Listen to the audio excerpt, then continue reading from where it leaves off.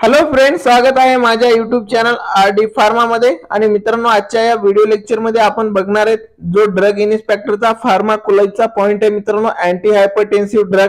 त्याच्यामधला मित्रांनो आपण डायबिटिक्स आजच्या व्हिडिओ लेक्चर मध्ये बघणार आहेत। तर मित्रांनो, आधीच्या डेज मध्ये आपण ऑलरेडी अँटी हायपरटेन्सिव्ह ड्रग मधला खूप सारा पार्ट ऑलरेडी डिस्कस केलेला आहे मित्रांनो। ऑनलाईन फ्री बॅचचा डे किती आहे मित्रांनो? डे 17 चा हा व्हिडिओ लेक्चर असणार आहे। बाकीचे डेटचे व्हिडिओ लेक्चर तुम्ही बघितलेले नसतील तर ड्रग इन्स्पेक्टरच्या प्लेलिस्ट मध्ये जाऊन ते पण व्हिडिओ लेक्चर बघू शकता। तर मित्रांनो, डायबिटिक्स आपण या व्हिडिओ लेक्चर मध्ये बघणार आहेत।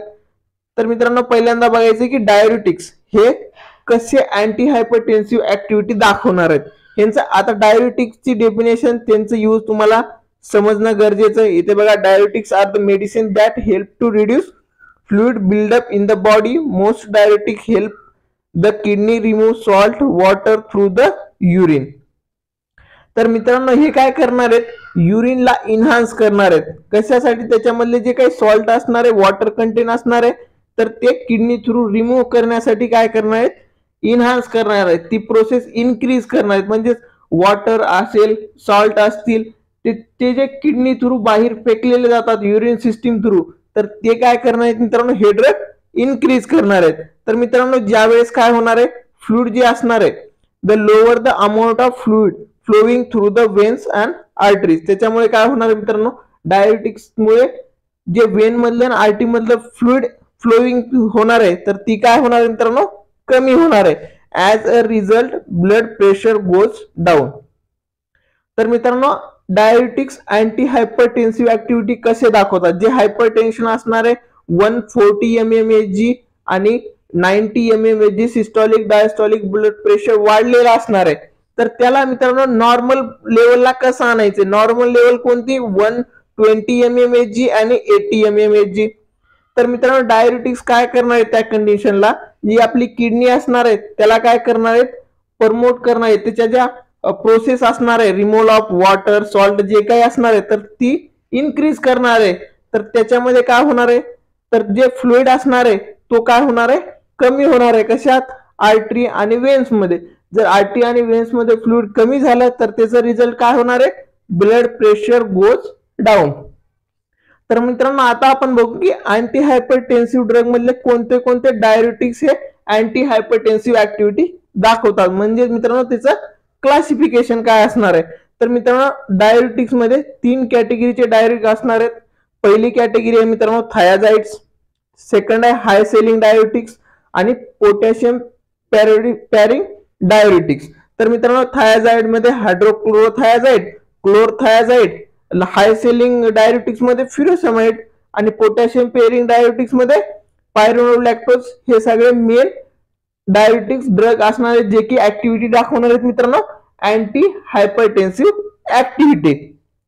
म्हणजे ज्या पेशंट मध्ये मित्रांनो हायपरटेन्शन झालेलं आहे, हायपरटेन्शन म्हणजे ब्लड प्रेशर इन्क्रीज झालेलं आहे, तर त्या पेशंटला मित्रांनो डायबिटिक्सच्या मदतीने त्याची ट्रीटमेंट आपण करू शकतो। आणि ती कशी करणार आपण याच्यामध्ये डिस्कस करणार आहेत मित्रांनो। क्लासिफिकेशन वर पण क्वेश्चन विचारू शकतात।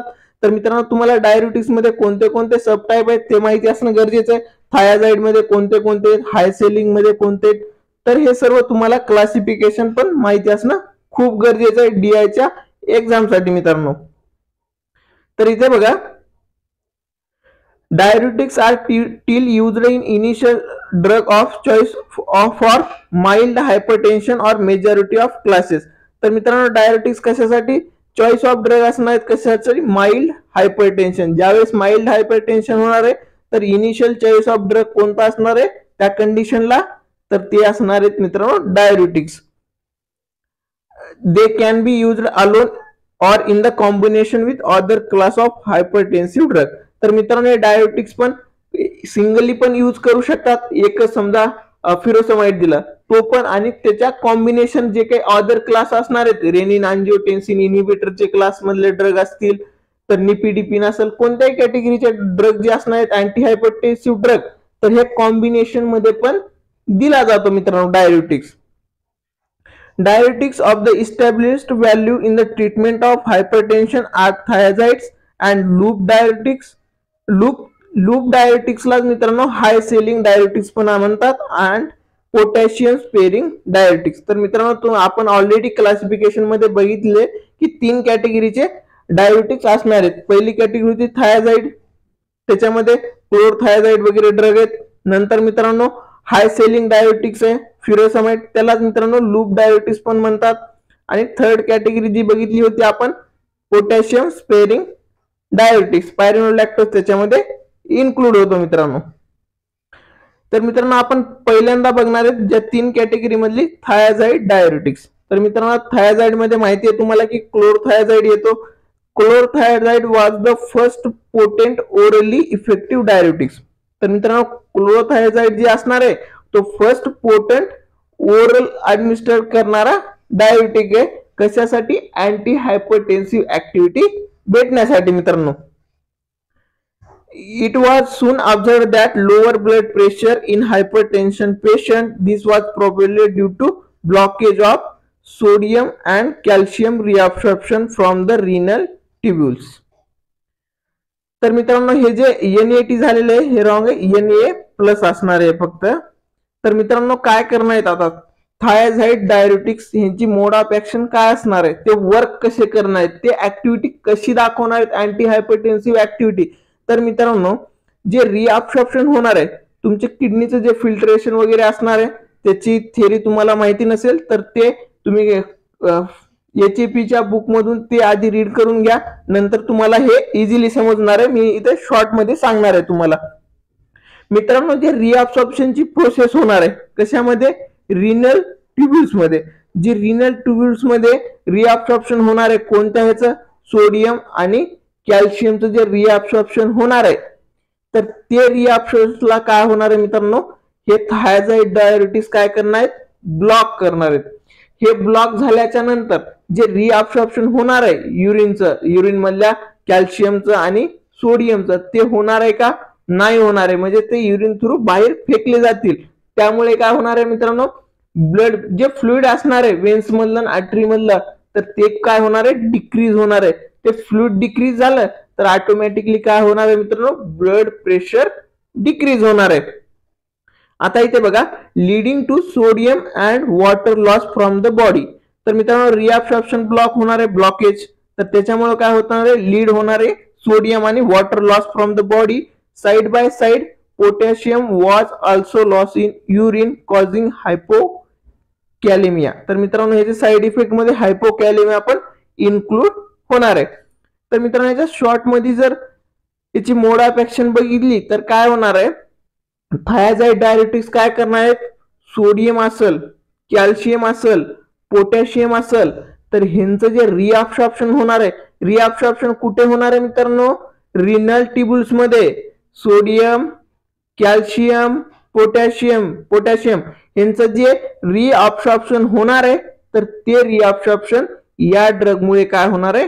ब्लॉक होणार आहे. म्हणजे त्यांचं रिअब्सॉर्प्शन होणार नाही. तर हे जे पोटॅशियम कॅल्शियम आहेत यांच्यामुळे काय होणार आहे?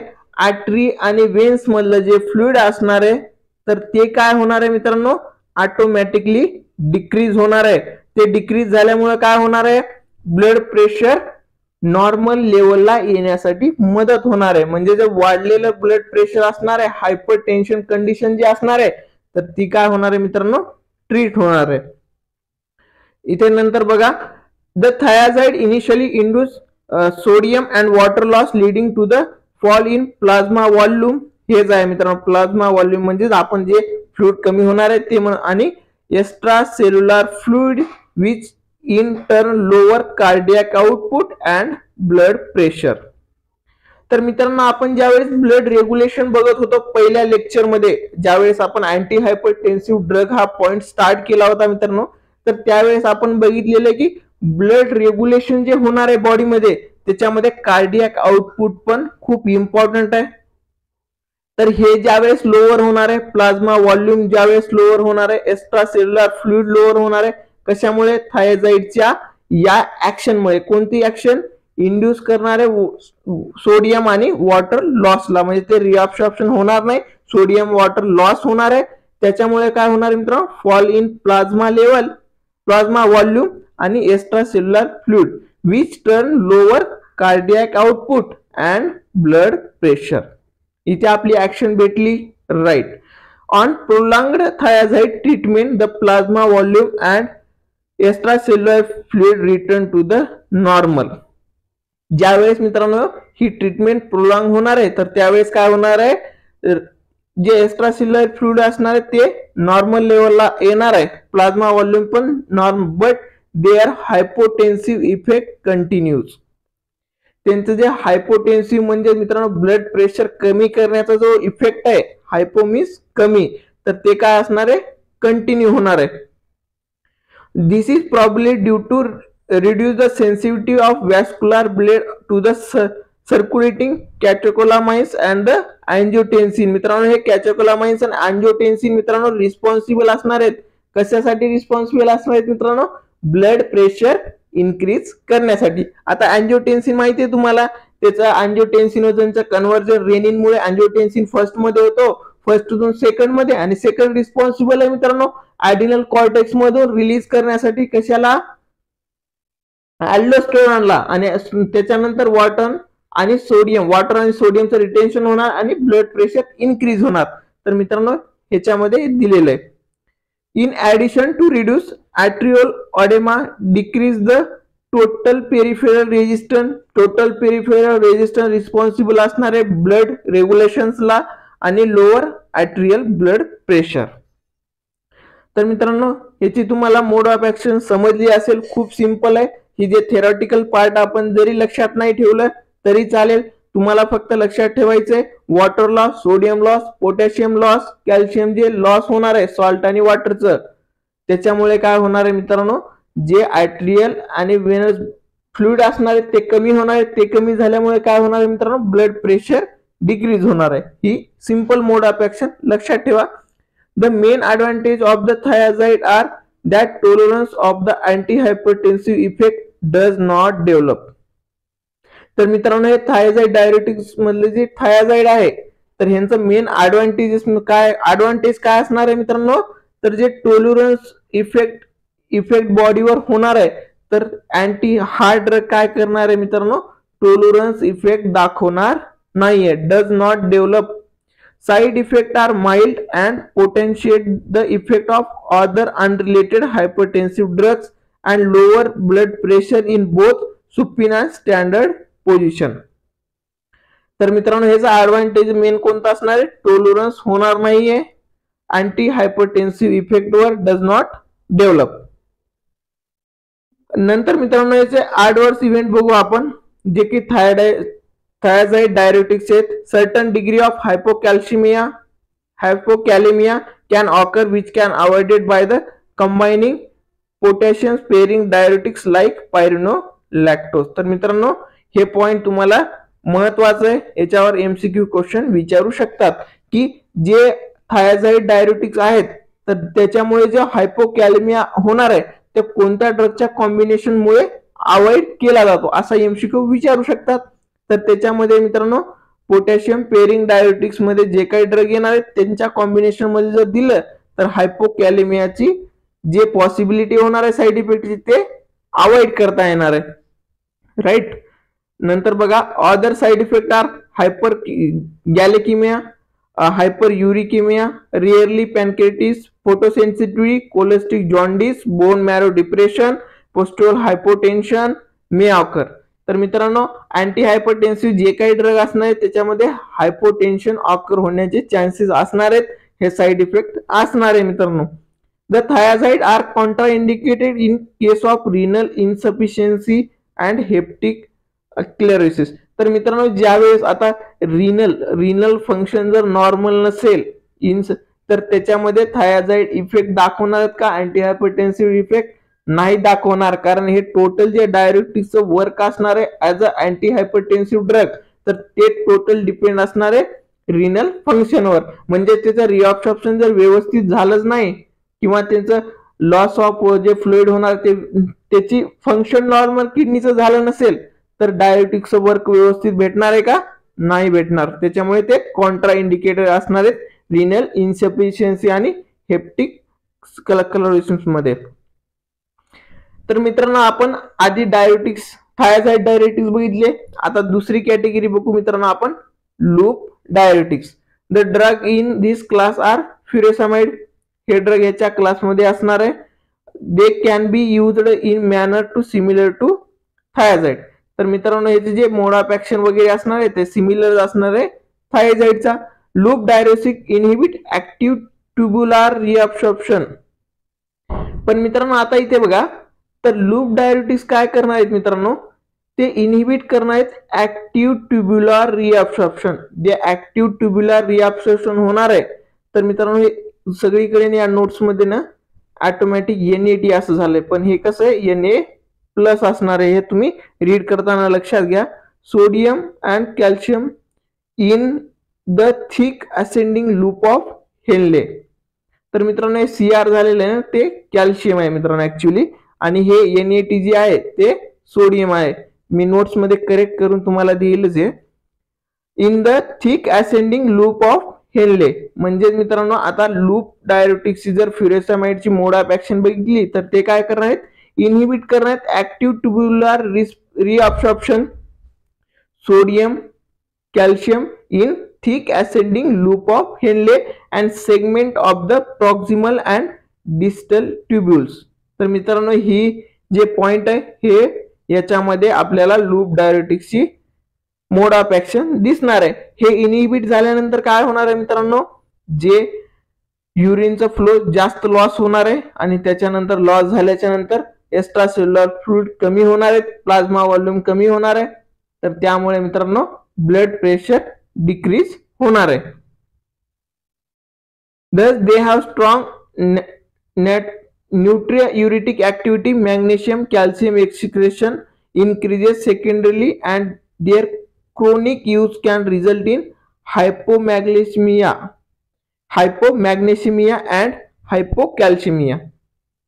तर मित्रांनो आता इथे बघा, हे काय करणार आहेत, ह्यांची ऍक्टिव्हिटी मॅग्नेशियम आणि कॅल्शियमच्या एक्सक्रिशन वर दाखवणार आहेत. आणि मित्रांनो हे क्रोनिक यूज जर झाला तर त्यावेळेस मित्रांनो काय होणार आहे, बॉडीमध्ये जे लेवल असणार आहे मॅग्नेशियम आणि कॅल्शियमची ती काय होणार आहे, डिक्रीज होणार आहे. तर इथे हायपो मध्ये बघू शकता हायपोमॅग्नेशिमिया, हायपोकॅल्शिमिया. तर मित्रांनो हे पण हा ऍडव्हर्स इव्हेंट असणार आहे कशाचा, लूप डायरेटिक्सचा म्हणजेच फ्युरेसामाइडचा.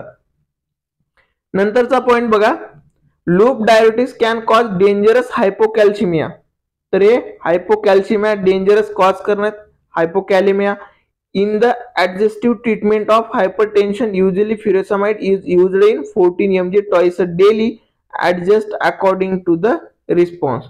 तर मित्रांनो याचे जे डेली असणार आहे ते 14 mg डोस होणार आहे, पण हे ऍडजस्ट पण करू शकतात की बॉडीला कसा रिस्पॉन्स भेटत आहे लूप डायरेटिक ड्रगचा. Usually maintain dose of 14 mg to 18 mg day in a single or 2 divided doses. तर मित्रांनो आपण दोन कॅटेगरी बघितल्या, थायाझाइड डायरेटिक्स असेल, नंतर लूप डायरेटिक्स असेल. तर मित्रांनो आता थर्ड आणि शेवटची कॅटेगरी आहे पोटॅशियम पेरिंग डायरेटिक्स. तर मित्रांनो याच्यामध्ये कोणते ड्रग आहेत, पायरोलॅक्टोन, टॅरिमेट्रिन, अमिलोराइड produce modest diuretics in the comparison to the thiazide and loop diuretics. modest म्हणजे modest diuretic आहे आणि कंपेअर केलं तर मित्रांनो कोणत्या, थायाझाइड आणि लूप डायरेटिक हे दोन कॅटेगरी आहेत. नेक्स्ट पॉइंट बघू मित्रांनो, these are the diuretic which does not promote the secretion of potassium into the urine. This potassium is retained and not lost as much as with other diuretics. तर मित्रांनो आपण वरती एक point बघत होतो की ज्यावेळेस हायपोकॅल्शिमिया होणार आहे त्यावेळेस मित्रांनो ते अवॉइड कसं करणार आहेत, तर त्यावेळेस मित्रांनो त्याच्या कॉम्बिनेशन मध्ये पायरोलॅक्टोज जर दिला थायाझाइडचा तर ते ही कंडिशन अवॉइड करणार आहेत. तर मित्रांनो ती कंडिशन कशी अवॉइड करणार आहेत, इथे बघू शकता, these diuretics which does not promote the secretion of potassium into urine. म्हणजे जे पोटॅशियमला बाहेर टाकणार आहेत का, नाही टाकणार, म्हणून मित्रांनो पोटॅशियम इथे दाखवणार नाहीत. नंतर मित्रांनो इथे बघा, the important feature is that loss of sodium is not compensated by the loss of potassium and they exert a potassium sparing effect. Potassium pairing diuretics are usually employed in the conjunction with other potent diuretics to minimize potassium loss. Pyranolactose prevent aldosterone from the entering principal cell, preventing sodium reabsorption. तर मित्रांनो याला potassium पायरोनोलॅक्टोज जे diuretics असणार आहेत मित्रांनो, तर त्याला antagonist म्हणजे अँटागोनिस्ट ऑफ अल्डोस्टेरॉन अँटागोनिस्ट पण असं म्हणलं जातं. तर मित्रांनो आजच्या व्हिडिओ लेक्चर मध्ये आपण बघितलेलं आहे डायुरेटिक्स पॉइंट. त्याच्यामधला मित्रांनो थायाझाइड असेल, हाय सेलिंग थायाझाइड डायुरेटिक्स असतील, पोटॅशियम स्पेअरिंग डायुरेटिक्स असतील आणि मित्रांनो हे आपण डिटेल मध्ये पॉइंट ऑलरेडी डिस्कस केलेला आहे. तर मित्रांनो अँटी हायपरटेन्सिव्ह ड्रग मधला खूप सारा आपण सिलेबस ऑलरेडी डिस्कस केलेला आहे. याच्यानंतरचा जो काही पार्ट असेल मित्रांनो याचा राहिलेला, तर तो आपल्याला उद्याच्या व्हिडिओ लेक्चर मध्ये बघायला भेटणार आहे. याच्या आधी आपण कोणते कोणते पॉइंट डिस्कस केले आपण हे इथे बघणार आहेत. डायरेटिक्स आज कंप्लीट झाला, रेनिन अँजिओटेन्सिन सिस्टीम पण कंप्लीट आहे, सिम्पॅथिक इनहिबिटर पण कंप्लीट झालाय आपला मित्रांनो. नंतर कॅल्शियम चॅनल ब्लॉकर्स पण कंप्लीट झालाय. याच्यानंतर वॅसोडायलेटर हा एकच पॉइंट राहिलेला आहे, तो उद्याच्या व्हिडिओ लेक्चर मध्ये आपण बघणार आहेत. आणि मित्रांनो इथे एक सेंट्रली सिम्पॅटोलायटिक मिथिल डोपा हा एक राहिलेला होता, पण ते पण ट्राय करण्याचं करू. आणि मित्रांनो हे सर्व सिलेबस थेरी पार्ट झाल्याच्या नंतर तर मित्रांनो टार्गेटेड एमसीक्यू क्वेश्चन लवकरच मी घेऊन येणार आहे. व्हिडिओ आवडला असेल तर व्हिडिओला लाईक करा आणि मित्रांनो सर्व स्टुडंट पर्यंत हा व्हिडिओ शेअर करा. थँक्यू.